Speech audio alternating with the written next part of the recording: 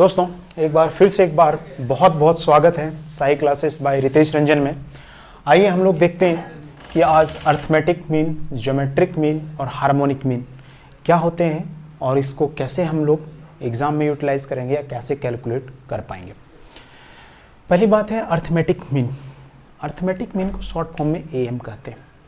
यदि हमारे पास कोई भी 3 नंबर है, if 3 number are in 3 numbers A, B, C are in AP, तो इसका अर्थमेटिक मीन क्या होगा? Find the arithmetic mean. तो सिंपल क्या होता है कि B is equal to A plus C divided by 2। ठीक है, B is equal to A plus C divided by 2। आप ये कैसे निकाल पा रहे हैं कि देखेंगे कि A, B और C क्या है? AP में है। तो हम लोग क्या कह सकते हैं कि जो कॉमन डिफरेंस होगा B माइनस ए C माइनस बी के बराबर होगा। यहाँ से हम लोग क्या करें कि A को उधर ले आए, B को इधर ले आए, तो यहाँ से हो जाएगा 2B is equal to C plus a और B इज इक्वल टू क्या होगा? C plus a divided by 2। ये यहाँ से आपका निकल के आता है। ठीक है, ये 3 नंबर था तो आपने बड़े आसान से निकाल लिया, इस तरह से करके निकाल लिया। जब हमारे पास n नंबर होंगे तो उसको हम लोग कैसे कर पाएंगे? If a1, a2, a3 dot dot dot an are in AP then find am। उसका हम लोग कैसे am निकाल पाएंगे? तो उसका जो am होगा, जो उसका am होगा क्या होगा?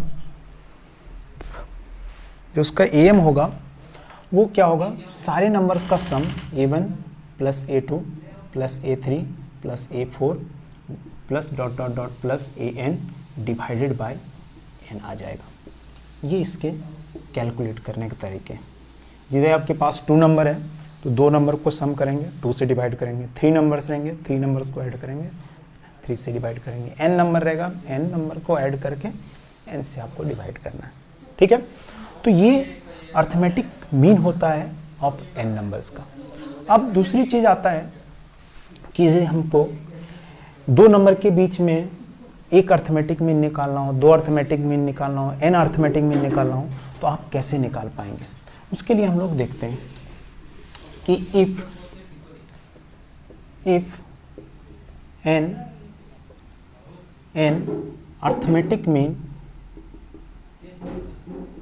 Arithmetic mean between A and B, in arithmetic mean between A and B के बीच में क्या होगा?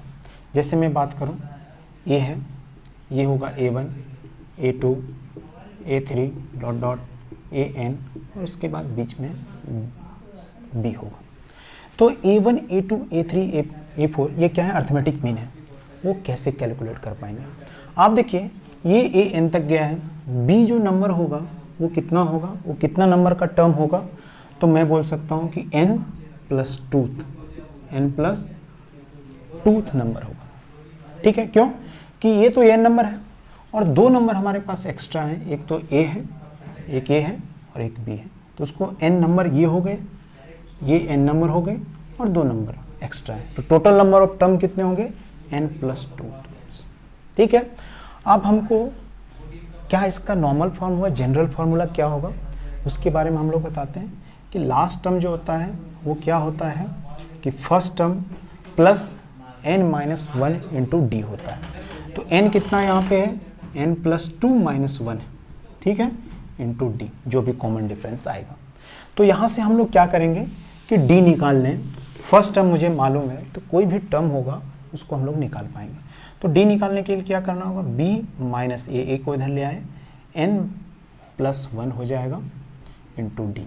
तो d का जो वैल्यू होगा वो b minus A divided by n plus 1। एक कॉमन फार्मूला बन के आता है, इसको आप याद रख सकते हैं। आपको याद ना रहे तो नहीं भी रख सकते हैं, उसको हम लोग एग्जाम्पल लेके बताते हैं कि कैसे क्वेश्चंस आते हैं, उसको सॉर्ट आउट कैसे कर पाएंगे, सॉल्व कैसे करेंगे।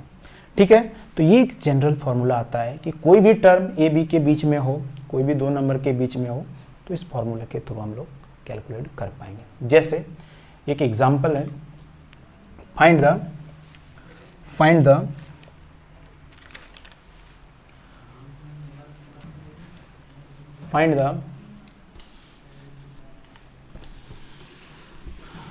क्वेश्चंस है, इफ 6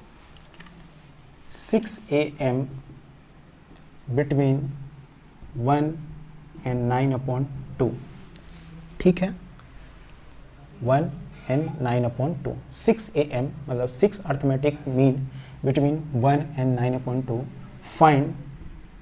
फाइंड फिफ्थ टर्म, ठीक है। फिफ्थ नंबर से जो होगा AM वो क्या होगा, फिफ्थ टर्म ना बोले, fifth AM, find the fifth AM, ठीक है। जो पांचवा नंबर का अर्थमेटिक मीन होगा वो क्या होगा। तो आप देखिए इसको हम लोग कैसे लिख पाएंगे कि एक 1 है पहला नंबर, उसके बाद A1 है, A2 है, A3 है, A4 है, A5 है, A6 है और उसके बाद 9/2 है। मुझे इस नंबर को निकालने के लिए बोला गया, ठीक है। तो आपके पास एक जनरल फार्मूला ये है, आप यहाँ से भी कैलकुलेट करके निकाल सकते हैं। कैसे निकालेंगे उसके लिए आप देख लीजिए, ठीक है। यहाँ से D निकाल सकते हैं। D के लिए मुझे क्या मालूम होना चाहिए, B, A और N 1 होना चाहिए। ये आपको मालूम है कितना नंबर ऑफ टर्म है, तो 6 AM है, N का वैल्यू वही होता है। तो यहाँ से B का वैल्यू क्या है 9/2 -1 और N का वैल्यू 6 है, 6 + 1, ठीक है। आप इसको कैलकुलेट करेंगे तो यहाँ पे 7/2 डिवाइडेड बाय 7 कट गया तो 1/2 आ गया D का वैल्यू। अब मुझे क्या बोला गया है कि फिफ्थ AM जो A5 का वैल्यू होगा वो क्या होगा।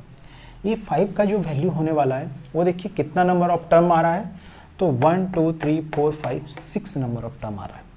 तो कोई भी टर्म हम लोग कैसे निकालते थे कि AN-1 निकालते थे, ठीक है, A + N-1 इंटू D निकालते थे। 6 नंबर ऑफ टर्म है तो 6 टर्म के लिए हम लोग क्या करते हैं, A + 5D करते हैं, ठीक है। तो A5 निकाल सकते हैं आप, ठीक है। जो भी टर्म है सेम उतना ही नंबर आपको लिखना है, क्योंकि एक नंबर हमसे पहले है उतना नंबर, एक नंबर कम होता था N-1, लेकिन यहाँ पे एक ज़्यादा है इसीलिए एक बढ़ जाएगा, तो A + 5D हो जाएगा। A का वैल्यू 1 है प्लस 5 × 1/2, तो इसमें कितना वैल्यू आएगा 1 + 5/2 दैट मीन्स 7/2, ये A5 का वैल्यू आ जाएगा। हो सकता था इसमें आपको A3 पूछ दे, A2 पूछ दे, ठीक है।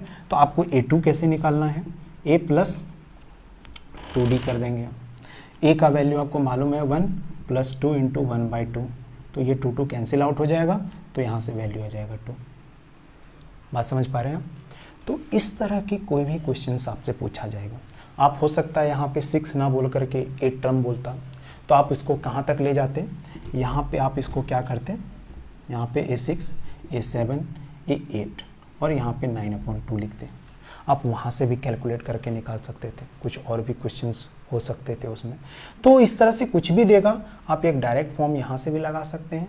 डी का वैल्यू दूसरे तरफ से निकाल सकते हैं, उसके बारे में हम बता रहे हैं कि डी का वैल्यू यदि आप इसी क्वेश्चंस में देखेंगे कि डी का वैल्यू कैसे और निकाल पाएंगे, तो उसने बोला है कि आपको क्या ये सारा चीज़ दे रखा है उसने, ठीक है। तो ये सारे चीज़ देने के बाद हमको मेन चाहिए क्या कि ए का वैल्यू 1 है और डी का वैल्यू यदि हमें कहीं से निकाल लें तो हम लोग कोई भी टर्म निकाल सकते हैं। तो उसके लिए हम लोग क्या है कि यदि 6 टर्म बोल रहा है वो, ठीक है, तो हम लोग देखते हैं कि A + 5D 6 टर्म यदि बोलता है वो, तो आपको क्या करना पड़ेगा, A + 6D = यदि है टोटल तो 8 टर्म आ रहा है। 8 टर्म का वैल्यू उसने दे रखा है 9/2। टोटल में देखेंगे तो 1 2 3 4 5 6 7 और 8, 8वां टर्म दे रखा है। 8वां टर्म हम लोग कैसे लिख सकते हैं, A + 7D = 9/2, ठीक है। A का वैल्यू मुझे मालूम है 1 है, प्लस यहाँ पे 7D = 9/2 है, ठीक है। आप उसको उधर सब्ट्रैक्ट कीजिए तो यहाँ पे 7D 9/2 - 1, तो D का वैल्यू निकल जाएगा यहाँ से 7/2 डिवाइडेड बाय 7, यहाँ से कट जाएगा 1/2। तो आप यहाँ से भी निकाल सकते थे, ठीक है। D का वैल्यू इस तरह भी निकाल सकते हैं बिना फॉर्मूला याद किए हुए। आपको यदि ये नहीं आता है तो वो फार्मूला आप ज़रूर याद रखें कि एक फॉर्मूला डी का मैंने बताया कि b माइनस ए और n+1 होता है, यहाँ से भी आप निकाल सकते हैं। तो जो आपको आसान लगे उससे आप निकाल सकते हैं। दूसरी मैं बात करता हूँ